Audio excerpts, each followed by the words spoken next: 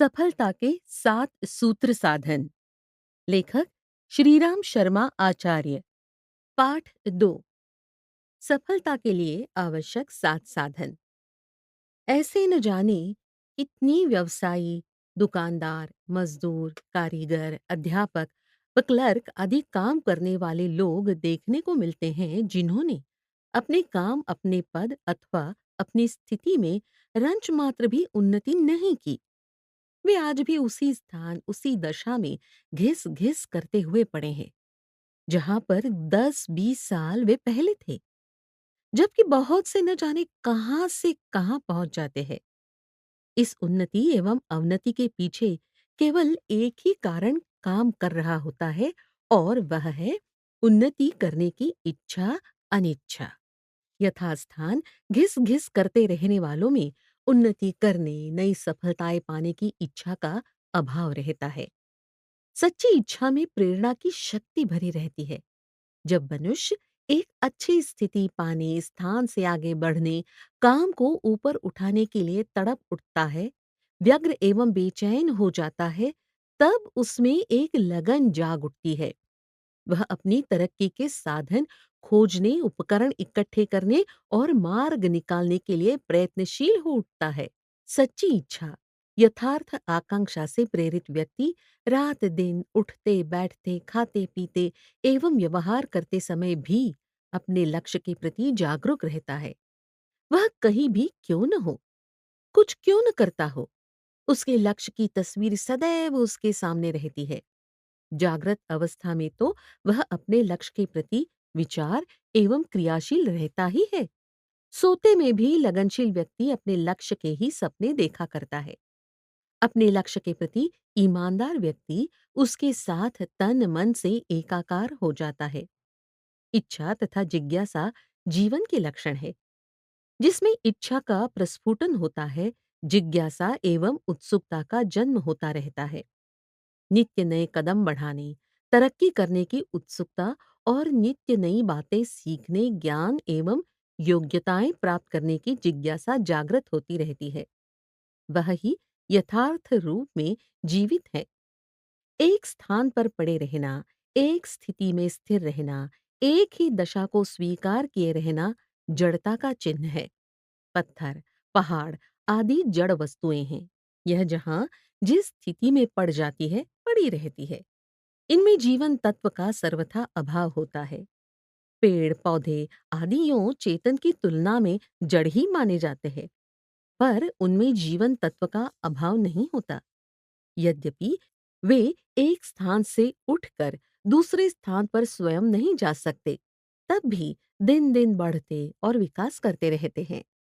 नए नए फूल फल उगाते रहते हैं। पशु यद्यपि चेतन श्रेणी में माने गए हैं, तथापि वे मानसिक रूप से जड़ ही होते हैं। नैसर्गिक इच्छाओं की प्रेरणा के अतिरिक्त उनमें और किसी प्रकार की इच्छा का स्फुरण नहीं होता। नई कल्पनाएं, नए विचार अथवा नूतन जीवन का उनसे कोई परिचय नहीं होता। वे जिस स्थिति में आदिकाल में थे, आज भी उस स्थिति में ही रह रहे हैं। अपनी पूर्व स्थिति में यथास्थान पड़े रहने वाले व्यक्ति एक प्रकार से ऐसी मानसिकता जड़ता से आक्रांत रहते हैं। जो काम जिस श्रेणी में उन्होंने प्रारंभ किया, उसी प्रकार उसी स्थिति में करते हैं। उसे विकसित करने, आगे बढ़ाने अथवा उसमें कोई अवांछनीय परिवर्तन लाने की जिज्ञासा उनमें होती ही नहीं। वे प्रातःकाल उठे यंत्रवत अपने आवश्यक नित्य कर्म निपटाए और बिना किसी उल्लास अथवा नई आशा से काम पर चले गए।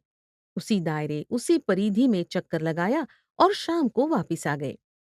किसी दिन भी न तो वे कोई नई बात सोचते हैं और न किसी नवीनता का पुट प्रकट करते हैं। कार्य करने की यह रुचि और यह पद्धति घोर मानसिक जड़ता की सूचक है। ऐसी मानसिक जड़ता के रोगी व्यक्ति ही समाज में स्थगन, अरुचिता तथा अपरूपता को प्रश्रय देने वाले होते हैं। ऐसे ही व्यक्तियों को देखकर अन्य लोग किसी समाज की सभ्यता, असभ्यता, उन्नति तथा असमानता एवं विषमता का अंदाजा लगाते हैं और उसी के अनुसार उसका महत्व एवं मूल्यांकन करते हैं।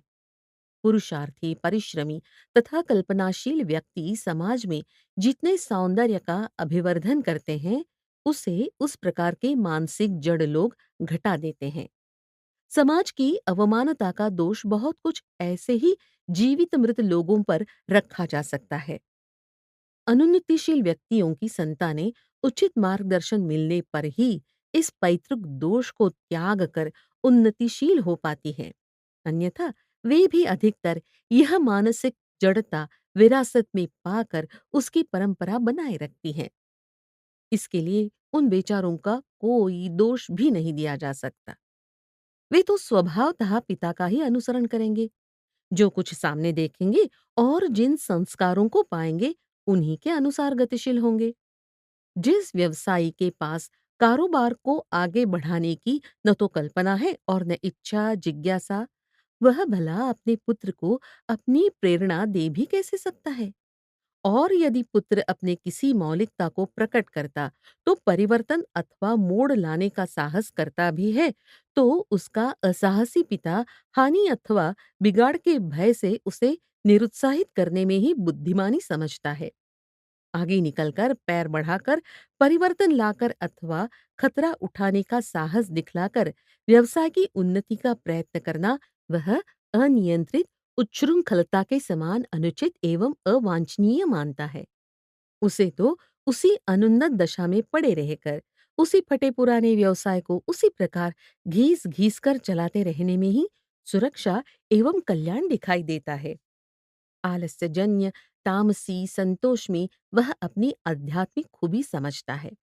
फटा पुराना गंदा गलीज पहनकर उल्टा सीधा मोटा झोटा पेट आधा पेट खा पीकर और टूटे फूटे मैले कुचले साधन शून्य घर में चुपचाप बिना किसी उत्साह उल्लास के जिंदगी काट डालने में बड़ी बहादुरी समझते हैं, जबकि यह आलस्य एवं जड़ताजन्य अभाव का अभिशाप है।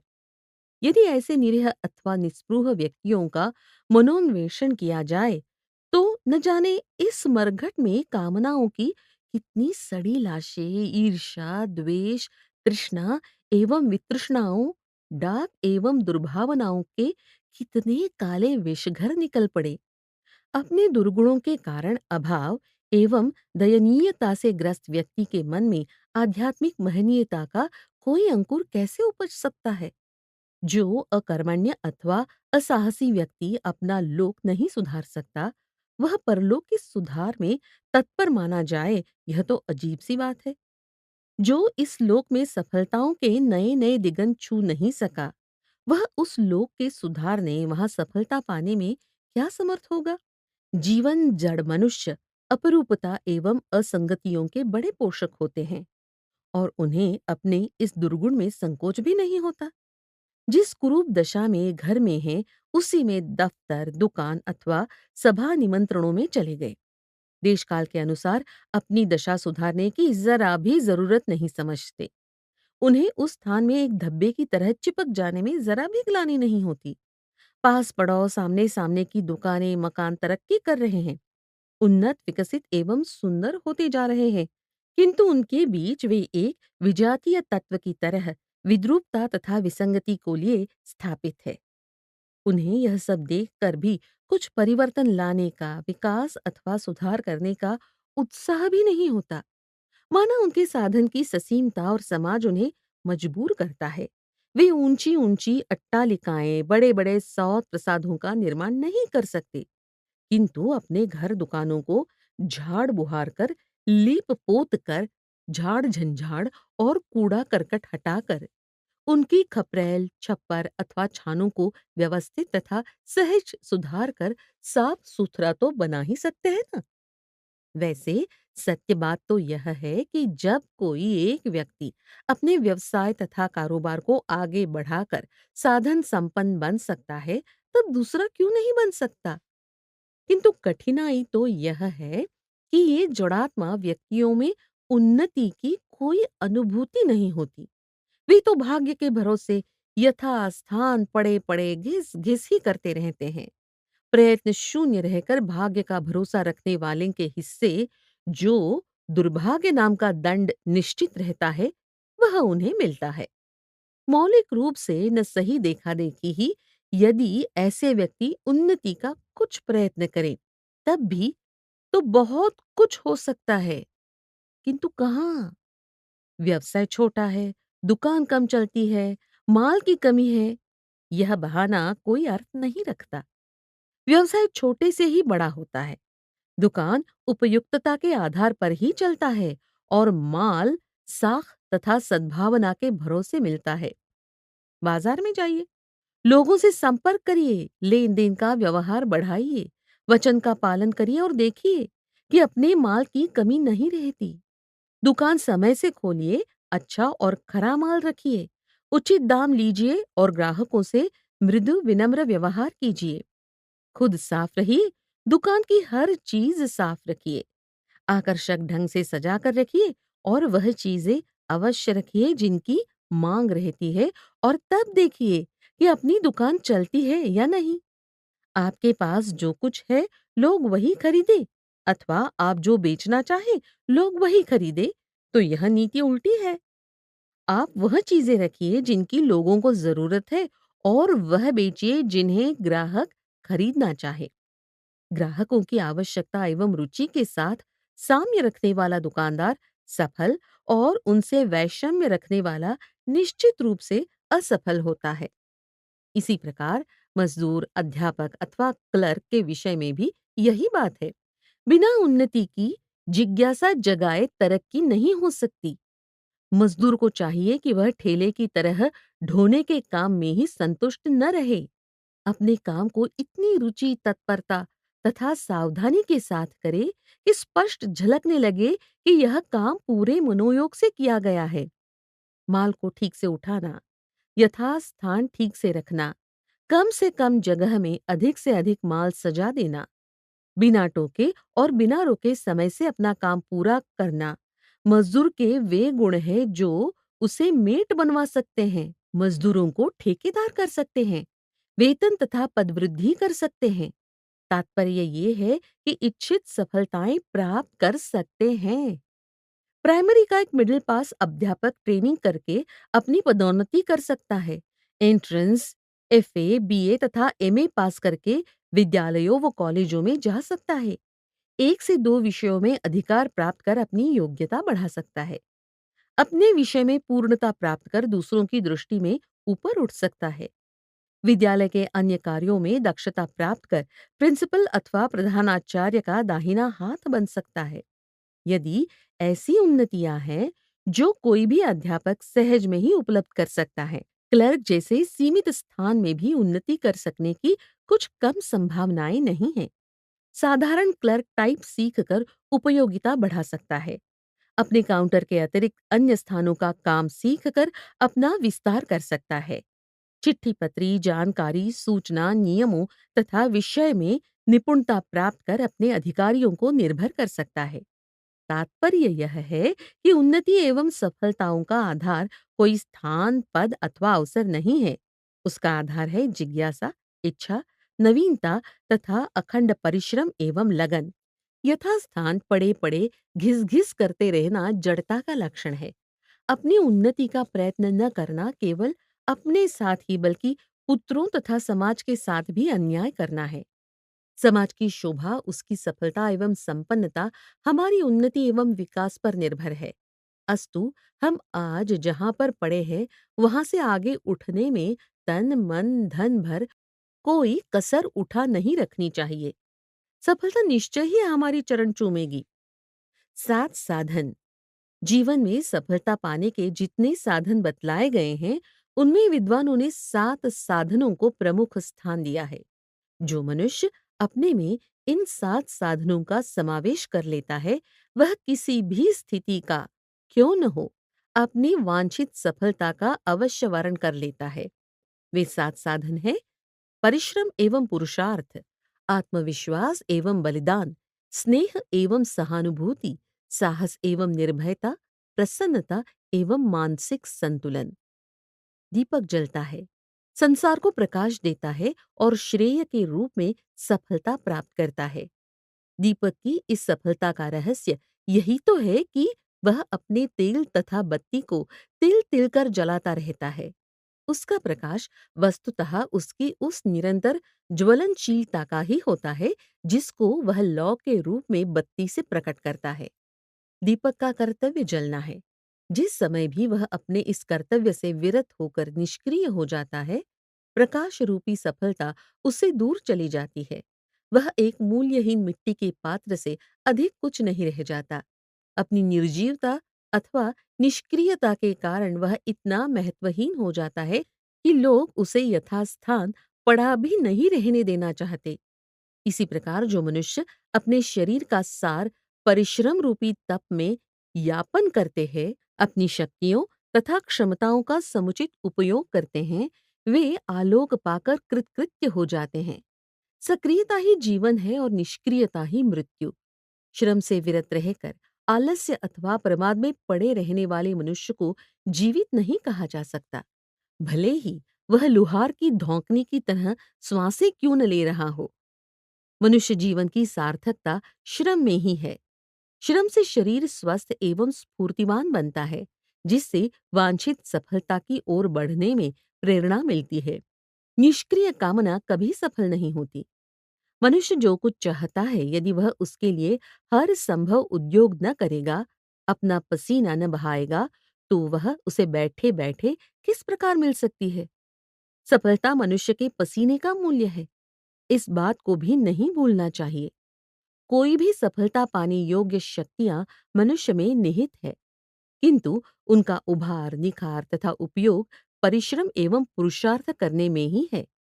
जिस प्रकार निरंतर गतिशील नदी का जल निर्विकार एवं जीवन पूर्ण बना रहता है और अवरुद्ध सरोवर का जल विकृत एवं निर्जीव हो जाता है, उसी प्रकार श्रमशील पुरुषार्थी व्यक्ति की शक्तियां सजीव एवं सार्थक बनी रहती है और आलसी तथा निकम्मे व्यक्ति की शक्ति निर्जीव होकर नष्ट हो जाती है। सरिता के समान निरंतर बढ़ते रहने वाला व्यक्ति अपने लक्ष्य को पाने में उसी प्रकार सफल हो जाता है जिस प्रकार सरिता अपने लक्ष्य को पाने में सफल हो जाती है। कोई व्यक्ति परिश्रमी तथा पुरुषार्थी है, किंतु उसमें आत्मविश्वास तथा आत्मनिर्भरता की भावना का अभाव है, तो उसका पुरुषार्थ निष्फल जा सकता है। आत्मविश्वासी तथा परावलंबी व्यक्ति कभी अपना स्वतंत्र लक्ष्य निर्धारित नहीं कर सकता, और यदि वह एक बार ऐसा कर भी लेता है, तो वह हर कदम पर आगे बढ़ने से न केवल झिझकेगा, बल्कि परमुखापेक्षी भी बन रहेगा। सभी जानते हैं कि सफलता का मार्ग सरल नहीं होता, उसमें बाधाएं एवं अवरोध भी आते हैं। अब तो आत्मविश्वासी नहीं है जिसे अपने तथा अपने शक्तियों में विश्वास नहीं है। अवरोध देखकर उसके कदम निश्चय ही रुक जाएंगे। इस प्रकार कदम कदम पर आने वाले अवरोधों को देखकर जो क्षण क्षण रुकता, डरता और झिझकता रहेगा, वह अपने ध्येय पथ को 7 जन्म में भी पूरा नहीं कर सकता। आत्मविश्वास अथवा स्वावलंबन से हीन व्यक्ति की कोई सहायता सहयोग भी नहीं करता।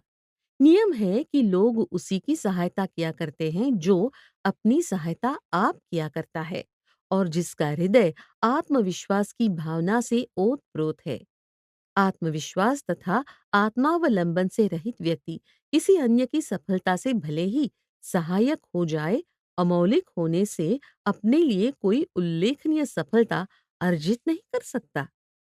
मनुष्य परिश्रमी भी है और आत्मविश्वासी भी, किंतु उसमें जिज्ञासा अथवा लगन की कमी है, तो भी उसका नाम सफल व्यक्तियों की सूची में आ सकना कठिन है। जिसमें जिज्ञासा नहीं है, वह आगे बढ़ने और ऊपर चढ़ने के लिए उत्साहित ही किस प्रकार हो सकता है। सफलता के लिए उद्योग तो दूसरी बात है, पहले तो उसके लिए जिज्ञासा होनी चाहिए। जिसे आगे बढ़ने की जिज्ञासा नहीं, सफलता पाने के लिए कोई उत्साह नहीं, वह तो अपनी क्षमताओं तथा योग्यताओं के लिए उसी प्रकार निरुपयोगी पड़ा रहेगा, जिस प्रकार निर्जन वन में खिलने वाली लता अपने फूल लिए पड़ी हुई सड़ा करती है। जिसमें जिज्ञासा है और उसे साकार करने के लिए लगनशीलता की कमी नहीं है, अपने ध्येय, लक्ष्य तथा उद्देश्य में निष्ठा है, वह उसे प्राप्त करने से कोई संभव उपाय उठा न रखेगा। सच्ची जिज्ञासा एवं निष्ठा वह स्वाभाविक प्रेरणा है जो मनुष्य को उसके गंतव्य स्थान पर पहुंचाए बिना नहीं रहती। जिसकी लगन इस सीमा तक जा पहुंची है कि वह विचार करते समय स्वयं विचार और कार्य करते समय कार्य रूप ही हो जाता है, उसे लक्ष्य मार्ग में ऐसा कौन सा अवरोध हो सकता है जो रोक सके? जिज्ञासा और निष्ठा जीवन की दो शक्तियां हैं। सफलता के जिज्ञासुओं को इनका विकास कर ही लेना चाहिए। मनुष्य में सफलता प्राप्त करने के अनुरूप अनेक गुण हैं, किंतु उसमें संकीर्णता का एक दुर्गुण भी है। तो यह दुर्गुण उसी प्रकार गुणों की क्षमता को नष्ट कर देगा, जिस प्रकार हिंग की गंध किसी भी सुगंध को दबा देती है। सफलता एक प्राप्ति है, उपलब्धि है, जिसको समाज में समाज की सहायता से ही पाया जाता है। नियम है कि जो देता है वही पाता है। यदि कोई ये चाहे कि वह संसार में पाता तो सब कुछ चला जाए, किंतु उसे देना कुछ भी न पड़े, तो ऐसा स्वार्थी तथा संकीर्ण भावना वाला व्यक्ति इस आदान प्रदान पर चलने वाले संसार में एक कदम भी आगे नहीं बढ़ सकता।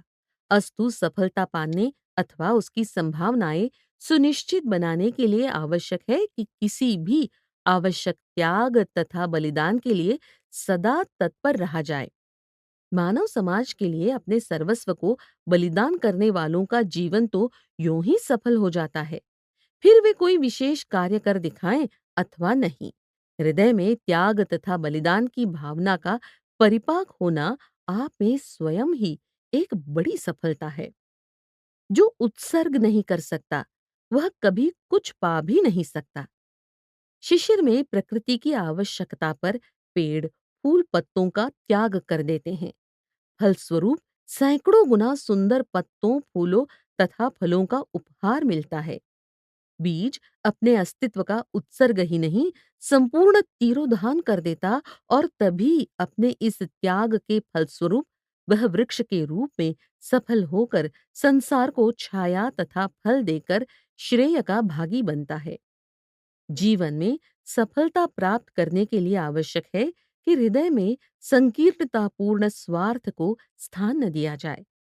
संसार में एक से बढ़कर धन कुबेर विजयी तथा विद्यावान व बलवान हुए हैं, और उन्होंने ऐसे काम भी कर दिखाए हैं जो इतिहास में स्मरणीय है, किंतु अनेक मानों में वे असफल ही रहे हैं। जिसने स्वार्थ शोषण तथा अनुचित उपायों से धन कमाया है, हजारों लाखों का रक्त बहाकर विजय प्राप्त की है, शासन स्थापित कर मनुष्यों को सताकर और धन बढ़ाकर शोषण की क्रूरता करते रहने वाले विजयी अथवा धनवान व्यक्ति किसी प्रकार भी सफल नहीं माने जा सकते, फिर वे क्यों न ऐतिहासिक स्थिति तक उठ गए हों। जिस व्यक्ति को लोगों ने घृणा से याद किया, जिसे इतिहास के काले पृष्ठों पर लिखा गया, वह समस्त संसार का स्वामी होने पर भी असफल व्यक्ति ही कहा जाएगा। सफलता अथवा उसके प्रयत्न में यदि स्नेह तथा सहानुभूति का समावेश न किया जाएगा, तो वह या तो असफलता में बदल जाएगी अथवा प्राप्त ही नहीं होगी। जो क्रूर, कठोर तथा असंवेदनशील है, उसके यह दोष ही उसे मार्ग में कांटे बनकर बिखर जाएंगे। उन्नति तथा विकास की ओर चलने के इच्छुक को स्नेह तथा सहानुभूति को हृदय में स्थान देना आवश्यक है। भीरू व्यक्ति में आगे बढ़ने का साहस ही नहीं होता। वह पग पग पर आपत्तियों तथा कठिनाइयों की शंका करता रहेगा। सफलता के मार्ग पर असफलता का भय अस्वाभाविक नहीं है। भीरू व्यक्ति इसी अज्ञात अथवा असंभाव्य असफलता के कारण अपना अभियान ही आरंभ न करेगा। जिस श्रेय का आरंभ ही न होगा, उसका परिणाम आ भी किस प्रकार सकता है। संसार में दुष्टों तथा खलों की कमी भी नहीं है। वे स्वभावतः ही बढ़ते हुए व्यक्ति के मार्ग में अवरोध एवं विरोध बनकर खड़े हो जाते हैं। ऐसे समय में दुष्टों तथा खलों से निबटने के लिए उस साहस की आवश्यकता होती है जो भीरू व्यक्ति में नहीं होता। असफलता अथवा अवरोध से भयभीत रहने वाला व्यक्ति जीवन में कभी भी सफलता नहीं पा सकता। सफलता अथवा श्रेय पथ का दूसरा छोर पाने के लिए आवश्यक है कि मनुष्य अपने जीवन में निर्भयता का विकास करे। अन्यथा उसका भय उसे मैदान छोड़कर भागने के लिए किसी समय भी विवश कर सकता है। सफलता पाने के लिए प्रसन्नता की उतनी ही आवश्यकता है जितनी शरीर यात्रा के लिए जीवन की। अप्रसन्न चेता व्यक्ति एक प्रकार से निर्जीव ही होता है। जो फूल मुरझाए रहते हैं, उन्हें जीवित नहीं कहा जा सकता। अप्रसन्न चेता व्यक्ति को विषाद तथा निराश का क्षय रोग लग जाता है, जिससे उसका सारा उत्साह नष्ट हो जाता है। सफलता के पथ पर आए अवरोधों तथा विरोधों का सामना करने का साहस भी हो और संभल भी, किंतु हृदय में निर्मलता का अभाव हो, तो क्या वह व्यक्ति अपने ध्येय में सफल हो सकता है? एक छोटी सी असफलता, एक रंचक विरोध आ जाने पर वह छुई मुई की तरह मुरझाकर निराश तथा हताश हो जाएगा। तब भला इस प्रकार के निम्न स्वभाव वाला व्यक्ति सफलता के महान पथ पर किस प्रकार आरूढ़ हो सकता है? मानसिक संतुलन प्रसन्नता के अधीन रह सकता है। अप्रसन्नता की स्थिति में मनुष्य का संतुलन असंभव है और असंतुलन निश्चित रूप से असफलता की जननी है।